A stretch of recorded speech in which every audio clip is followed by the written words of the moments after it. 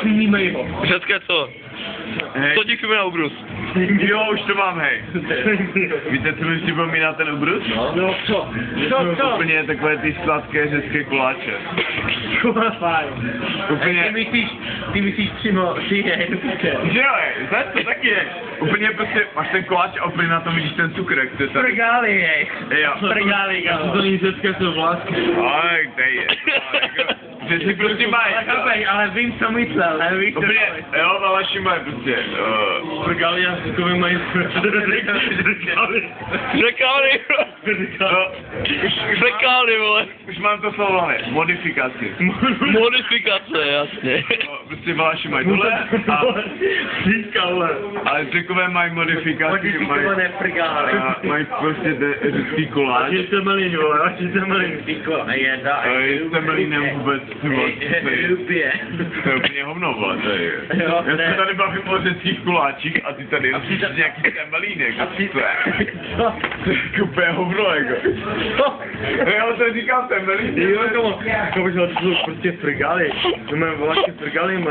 Jo, a říkám, že modifikace vlašských prgálů, to jsou modifické koláče, se roznášejí po pláži. Eho, pověte, ne, tam jsou koláče. No, To tady modifikaci, pak s tomu mutagen a tím pádem, no, a mutagen. hej, máte smluví strašná hovna, jako. Já jsem třeba na stračky, ale nepletu tady žádný temelín do toho. Tady já se bavím o koláčích a on tady rozliší nějaký temelín, jo. Vaši YouTube bude, jo. Jak se dělá, že to si jdou píčoviny na ten tady tohle prostě bude uduspět. Jako, hej, temelín, hej, to fakt ne. Ještě jak to nazývalo.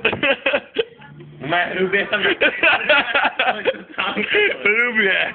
To je hrubě. Jako chápeš, co jsem myslel? Chápu, Já se tady snažím rozjet nějakou debatu o koláčích a on tady... A on tady rozjede temelína. Jak to napadlo? Hej, nelíbej. Co mě? Jsem to dělal. Nic to není, jdeš. Máš velký frgal. No nevládě, nebude. Nelíbej, kurva. Ne, nikdo mi tady nebude trhat vlasy.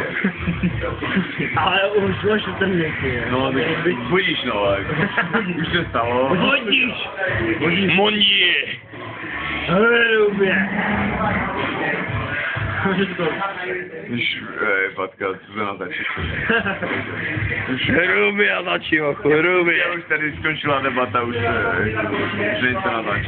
To je škoreční vody. Nebudu si vyjezovat. Já bych šel domů. Ty vole, dobrá stračka tady.